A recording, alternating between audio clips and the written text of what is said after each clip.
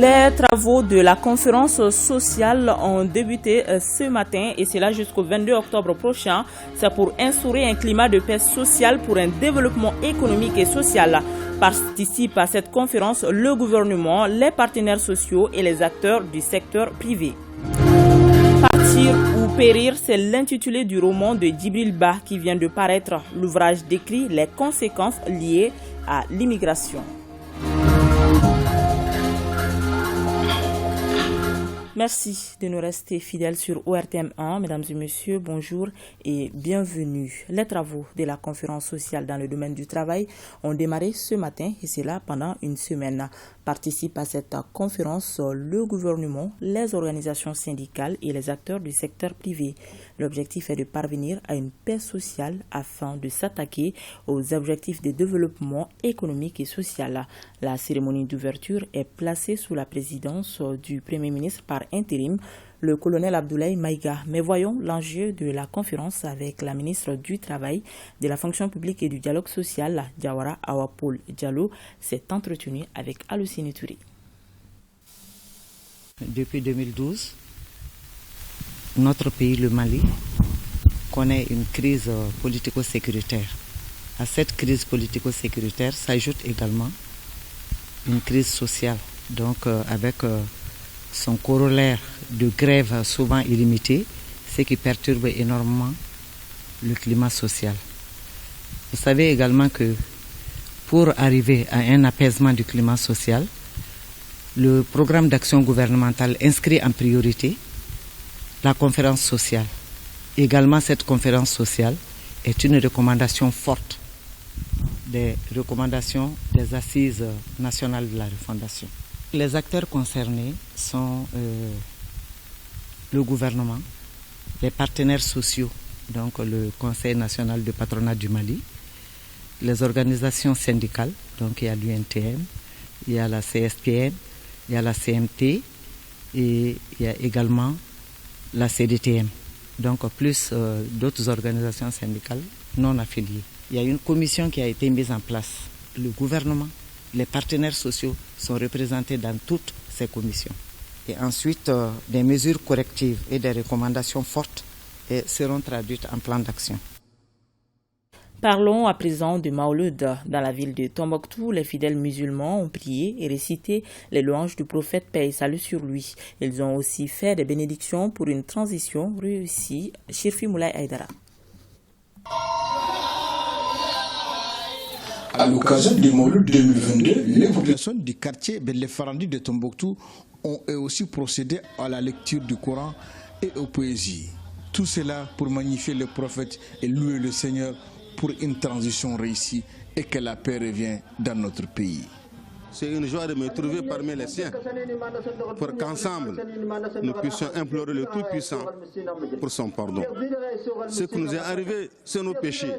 Et rien ne peut le faire qu'en implorant le Tout-Puissant. C'est cela vraiment qui m'anime. Beaucoup d'espoir.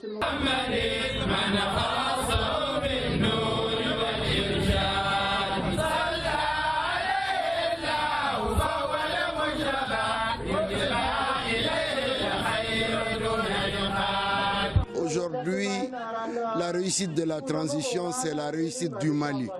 Donc aujourd'hui, on a fait aussi des bénédictions pour la transition, pour que les dirigeants de la transition soient inspirés par le Tout-Puissant et qu'ils nous amènent sur la bonne voie et qu'ils nous ramènent la paix vraiment dans notre pays. Souhaitons que ces bénédictions et prières puissent être exaucées pour le bonheur de la Oumma islamique et notre pays.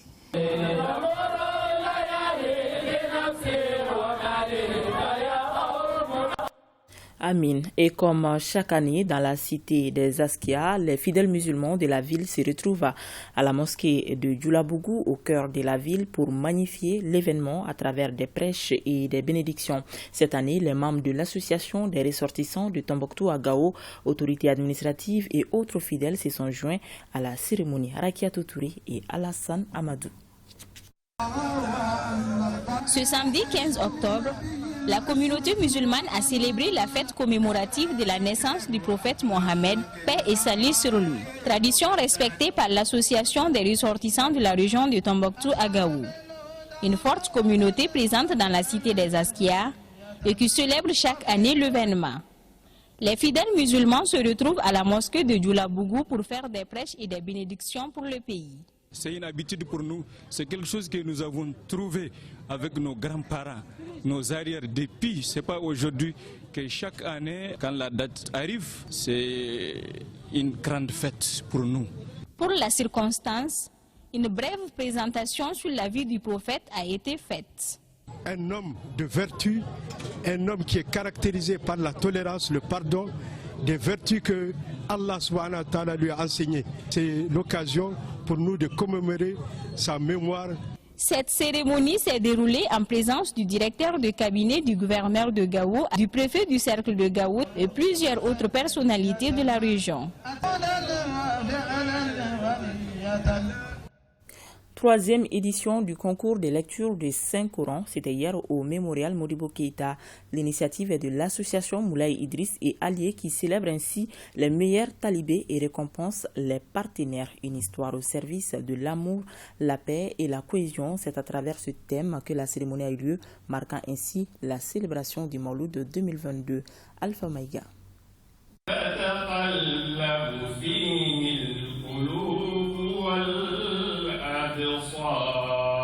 Ces quelques versets du Saint-Coran dénotent le respect d'une tradition. L'initiative est de l'association Moulay Idriss et Alliés.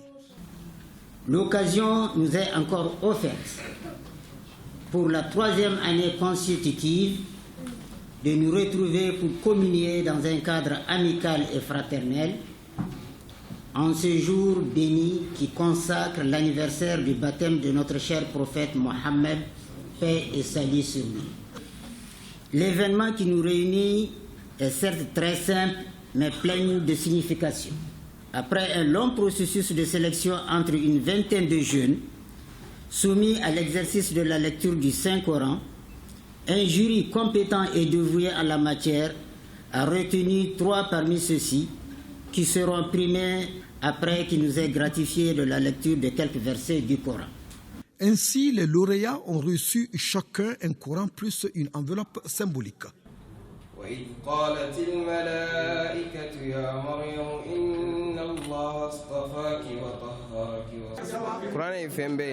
Le Coran représente tout pour moi.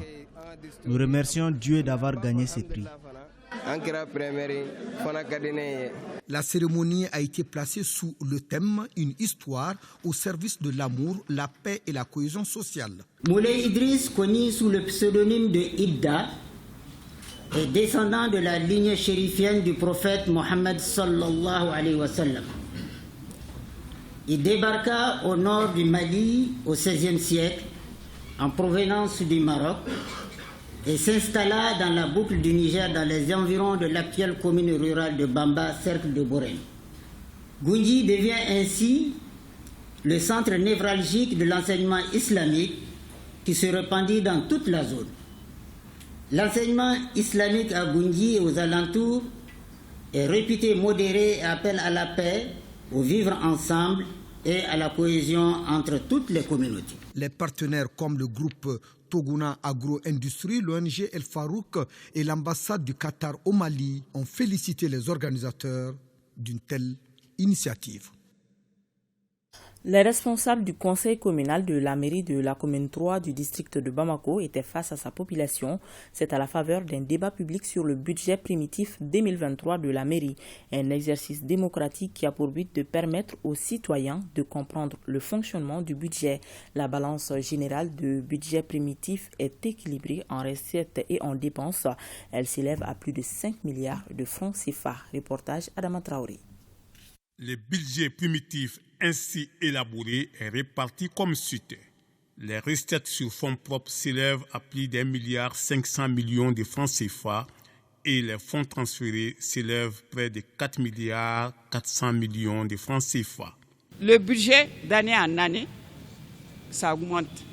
Les réalisations sont là palpables.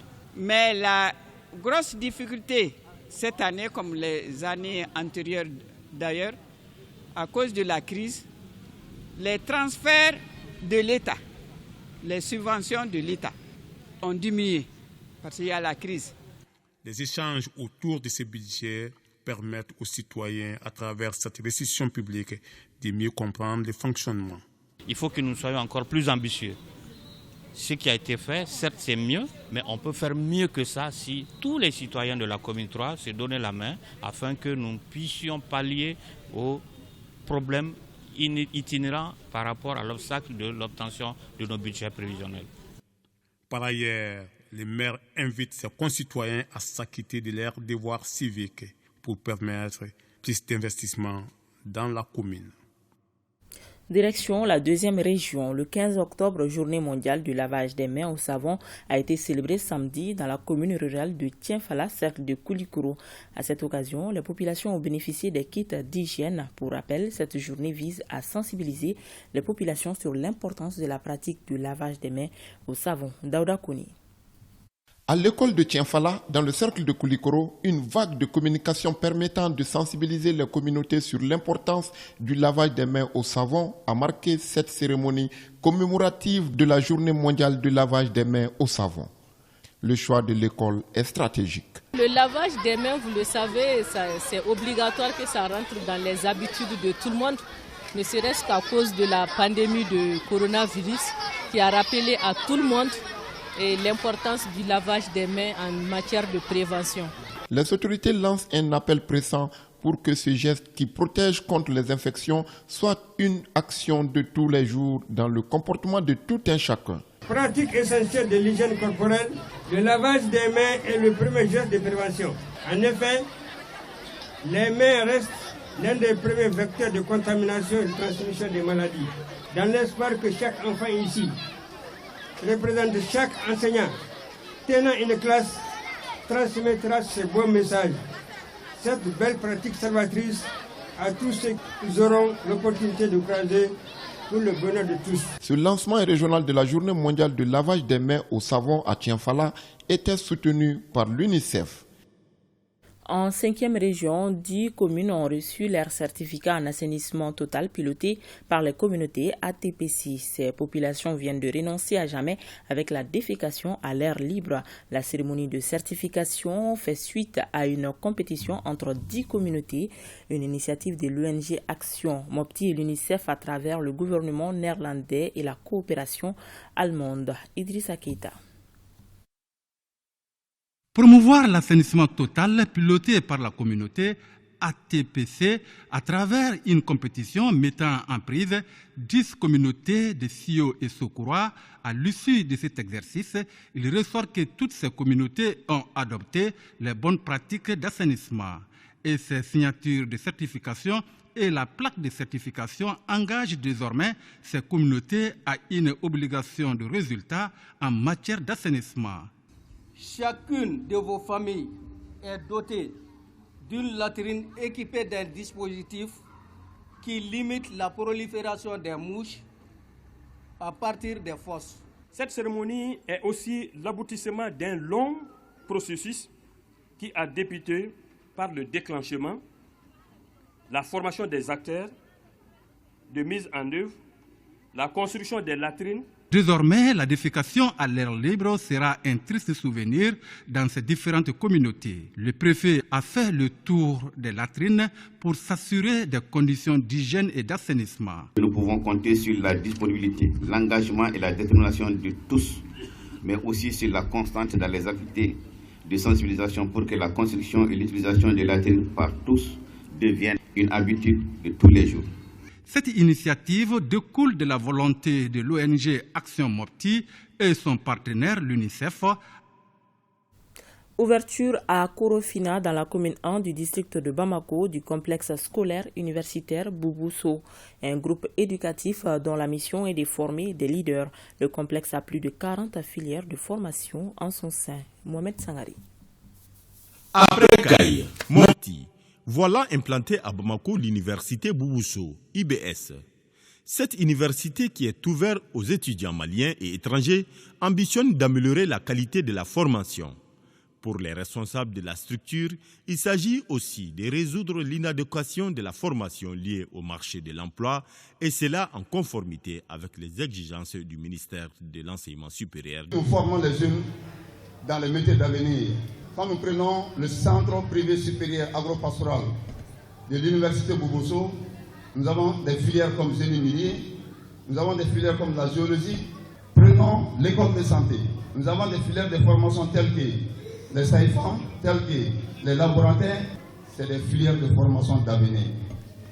Donc c'est une équipe dynamique, très jeune, spécialisée dans les domaines divers et pour pouvoir répondre à la qualité de l'enseignement. Le complexe scolaire universel Bobosso compte beaucoup d'établissements, 44 dont 4 écoles supérieures. Donc toutes les autres écoles forment pratiquement les élèves après les bacs ou les BTD au niveau de l'agro-pastoral. Les responsables de l'enseignement supérieur ont saisi l'occasion pour prodiguer des conseils aux responsables et d'être à cheval sur les textes. Le conseil à donner, c'est d'être vraiment légal vis-à-vis de l'État, de suivre les recommandations de l'État, surtout le département de l'enseignement supérieur et de la recherche scientifique. Des messages d'encouragement et de sensibilisation à travers des prestations d'artistes ont agrémenté cette cérémonie de lancement officiel de l'UBS Bamako. Lancement samedi dernier du roman intitulé Partir ou périr, une œuvre de Djibril Ba, doctorant en littérature française à l'université Cheikh Anta Diop de Dakar. À travers cet ouvrage, le jeune écrivain attire l'attention sur les méfaits de l'immigration afin de provoquer un changement de comportement. Reportage Bokari Koulibaly. L'immigration se présente de nos jours pour la plupart des Africains comme étant la clé de la réussite. Le phénomène prend de l'ampleur et inquiète plus d'un. Pour attirer l'attention des uns et des autres sur les dangers de cette pratique et impulser un changement de comportement, le jeune écrivain Djibril Ba publie un roman intitulé « Partir ou périr ». Ce livre parle d'immigration, c'est le récit d'un jeune cultivateur qui quitte son village natal pour aller plus précisément vers l'Espagne. Alors ce qui m'a motivé, c'est surtout essayer de comprendre les motivations des migrants. Qu'est-ce qui pousse les jeunes à partir? Le message que je voudrais passer à la nation malienne, c'est surtout essayer de mettre en place des infrastructures qui vont contribuer au changement, qui vont aider ces jeunes à ne plus rêver de l'ailleurs-main, à rester chez eux, à battre maintenant les brèches pour un avenir meilleur. Étaient présents à ces lancements des enseignants-chercheurs, des étudiants, des auteurs et clubs de lecture. Tous témoignent de la qualité de l'œuvre. Si tous les jeunes maliens venaient à lire ces livres, ils prendront vraiment conscience du phénomène de la migration par rapport même à l'avenir de ces pays. Djibril Ba, natif de Bangassi dans la région de Kaï, n'entend pas s'arrêter là. Il prévoit très prochainement de faire de cette œuvre une trilogie. Les éditions Gafé, en collaboration avec la sahélienne Nebibook, viennent d'élaborer des livres audio au profit de la jeunesse. Ces livres inspirés du conte du territoire visent à inculquer des valeurs à la jeune génération et surtout de les partager à travers le monde. L'initiative s'inscrit dans le cadre du projet Oralité, écrit et le numérique financé par l'Agence française de développement, l'UNESCO et l'Institut français. Mariam Koulibaly. Inspirés de nos valeurs traditionnelles, ces ouvrages audio renouent avec la revalorisation de la littérature orale, une littérature qui a toujours prévalu pour l'éducation et la transmission du savoir dans la société malienne. De plus en plus, nous constatons que les enfants, dès qu'ils se connectent sur les réseaux sociaux, sur YouTube par exemple, ils ont accès à des contenus réservés aux adultes ou à des contenus produits, pensés et vécus ailleurs. Donc pour nous, c'est vraiment mettre la littérature en avant, produire des contenus qui sont vraiment adaptés aux nouvelles technologies et les rendre accessibles. Meublés des contes du terroir, ces livres audio offrent à la fois un cadre éducatif et ludique à la jeune génération. Le mariage, si on peut le dire ainsi, du système d'écriture en cours avec un travail fait préalablement en français démontre le souci des auteurs et des maisons d'édition de contribuer à la standardisation, sinon à l'aménagement des langues du Mali. Et en cela, Le ministère ne peut être que fier. Disponible en version audio et numérique, ces documents contribuent volontiers à la valorisation des cultures, mais aussi à rehausser le niveau de la littérature de jeunesse, considérée comme le parent pauvre au Mali. L'association Badea de ressortissants et sympathisants de Wassoulou à Kita a organisé sa traditionnelle soirée culturelle dite de cohésion entre les communautés de Wassoulou, Briko et Fladougou. Objectif, valoriser le potentiel culturel, mais aussi aux ressortissants de se faire connaître pour un développement durable. De Kita, le compte rendu de Djigia Mohamed Fabrice. Ensemble pour la promotion et la culture de Wassoulou, de Birgo et de Fladougou à Kita, c'est le thème de cette deuxième édition de l'association Badea de ressortissants et sympathisants de Wassoulou à Kita. Cet espace culturel de Wassoulou est un événement artistique, culturel qui vise à valoriser le potentiel culturel mais aussi aux ressortissants de se faire connaître pour un développement durable. De nos jours, notre pays, avec ce qu'il traverse, a besoin d'unité de ses fils et de ses filles. Notre association veut donner de la voix à cette unité. Nous sommes dans un monde où, ensemble, on peut faire bouger les polygones. Désunis, l'ennemi peut rentrer. On a profité de leur initiative, voir nos parents, pour ensemble qu'on puisse se donner la main pour promouvoir la culture. Le représentant de l'exécutif régional a exprimé l'engagement de nos plus hautes autorités à soutenir la culture dans sa diversité. C'est une façon de faire revivre le lien culturel entre le Wassoulou, le Brigo, le Fladougou, le Mandé en général. Et l'objectif fondamental, c'est fédérer ces groupements. Ce n'est pas trois peuples, mais c'est le même peuple réparti sur trois zones différentes de notre territoire. Ce rendez-vous culturel de Wassoulou à Kita était riche en activités, notamment un concert géant. Et c'est ce qui met fin à ce journal. Merci de l'avoir suivi. À demain 13h, s'il plaît à Dieu.